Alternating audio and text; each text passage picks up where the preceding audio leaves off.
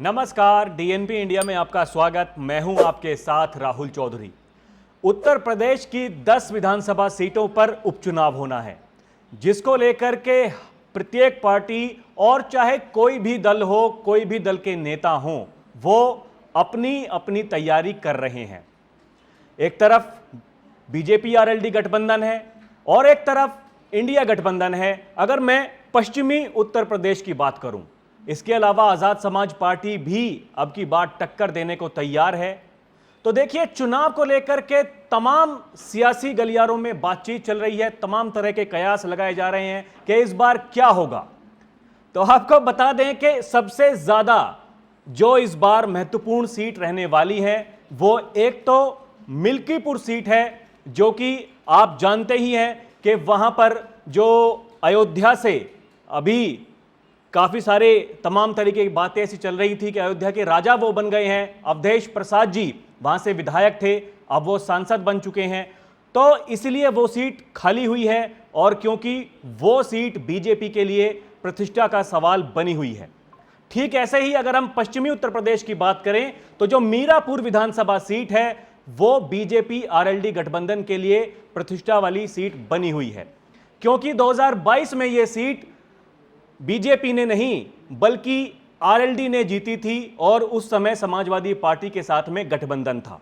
हालांकि उसके बाद लोकसभा का चुनाव हुआ, तो लोकसभा के चुनाव में भी बीजेपी आरएलडी गठबंधन ने वो सीट वहां से जीती, लेकिन जो जीत का अंतर है वो 27,000 से 9,000 रह गया। अब विपक्ष वाले ये कह रहे हैं कि जो 2022 में ये सीट जीती गई थी वो समाजवादी पार्टी के गठबंधन से जीती गई थी और इस बार बीजेपी आरएलडी गठबंधन वहां पर चुनाव नहीं जीत पाएगा। लेकिन जो विधायक थे मीरापुर से चंदन चौहान जी, जब मैंने भी उनसे बात की तो उन्होंने ऐसा कहा कि देखिए, मीरापुर जो है वो चंदन चौहान की है और चंदन चौहान जो है वो मीरापुर का है। और जिस तरीके से हमने खतौली विधानसभा का जो उपचुनाव हुआ था वो जीता था, उसी तरीके से मीरापुर विधानसभा सीट भी हम जीतेंगे।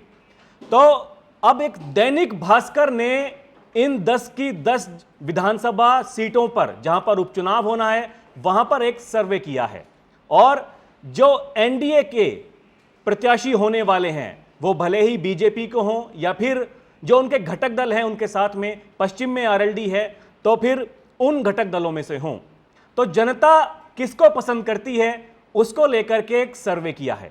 आपको बता दें, सबसे पहले हम बात करेंगे अयोध्या की मिल्कीपुर सीट की, क्योंकि हर कोई जानना चाहता है कि इस बार वहां पर क्या होने वाला है।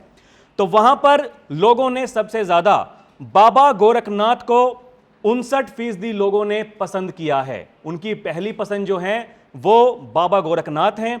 उसके बाद में चंद्रभानु पासवान को 24% लोगों ने पसंद किया है। राधेश्याम त्यागी को 12% लोगों ने पसंद किया है, जबकि अन्य को 6% लोगों ने पसंद किया है।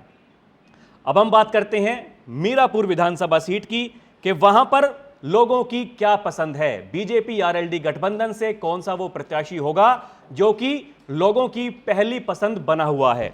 तो यहां पर सबसे ज्यादा अजीत राठी को 41% लोग पसंद कर रहे हैं उम्मीदवार के तौर पर।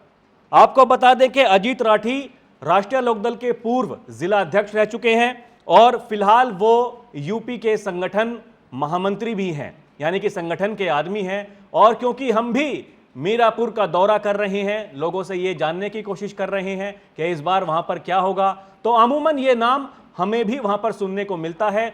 लोग ये कहते हैं कि क्षेत्रीय उम्मीदवार होना चाहिए और पहली पसंद अजीत राठी हमें भी सुनने को मिलती है। और ठीक वैसा ही जो दैनिक भास्कर ने सर्वे किया है वो भी यही दर्शाता है।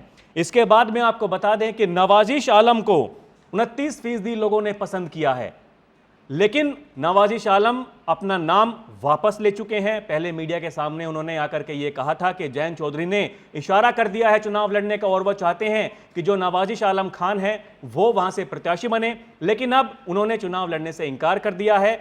और इसके अलावा रामनिवास पाल जो हैं उनको भी 21% लोग पसंद कर रहे हैं उम्मीदवार के तौर पर, जबकि 9% लोगों ने कहा कि कोई और अन्य उम्मीदवार होना चाहिए। लेकिन सबसे ज्यादा 41% लोगों ने यह कहा कि अजीत राठी वहां से बीजेपी आरएलडी गठबंधन के प्रत्याशी होने चाहिए। क्योंकि पश्चिमी उत्तर प्रदेश की गाजियाबाद सीट भी है।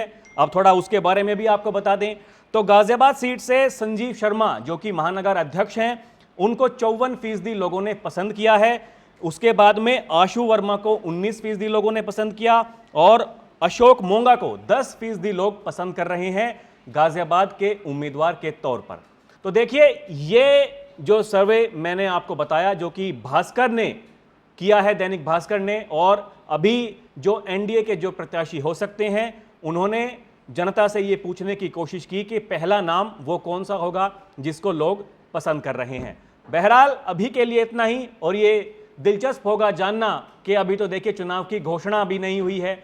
जब चुनाव की घोषणा होगी तो ये पता चलेगा कि जो पार्टियां हैं वो किसको उम्मीदवार बनाती हैं, उसका रहेगा इंतजार। आप देखते रहें डीएनपी इंडिया। नमस्कार।